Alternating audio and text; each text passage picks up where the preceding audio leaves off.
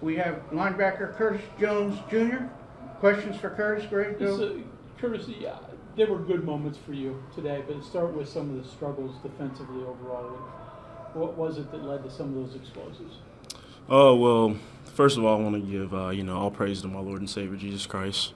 Despite us losing, he still blessed me with, minor injuries, minor cavities to myself, and with my head on straight. But back to your question, I think our biggest problem was just, what we were struggling with was communication. And, as a linebacker, you're in control of the defense. And, I had a couple MAs myself that I just got to get back into the film room with Coach Alley and Coach Henry and help our defense, become one unit. You've been splitting time with Brandon at the Bandit. Say it again. Splitting time with Brandon at Bandit. How does that work out? Do you think you'll mesh well? Do different things better together? How's that work? Well, it's worked well. We got amazing coaching staff. Both the Castilles, Coach Alley, and as me playing nickel, Coach Henry. They've all been great.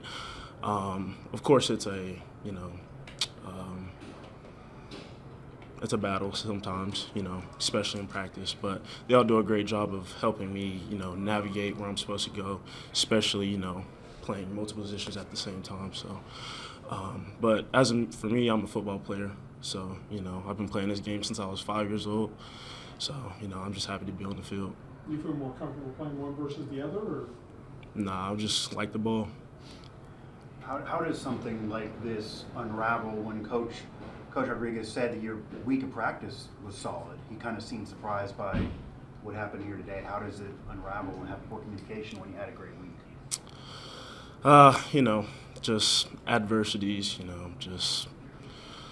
we just gotta get back to our what we're known for, and get our head back in the right game after one bad play. One bad play doesn't define the whole game, and I think that's what our focus should be on, turning to the next play. So. You feel like you guys weren't doing that? You get bogged down in plays too much? At times. Yeah. Curtis, you had the one batted ball, but if I'm not mistaken, you also got a hold of one that was caught on the screen. It was almost a really big play. What was it about that you were syncing up the timing of those throws? To walk us through that. Just film study. Just taking the right angle, and I felt like I could have been in that window a lot more. And help my team get the ball back to the offense at times. So just me and Coach Henry studying that part of this offense, that was all that was. How so often is that discussed as a different way to impact the play instead of getting home on a sack? A lot. Yeah. A lot. Any minor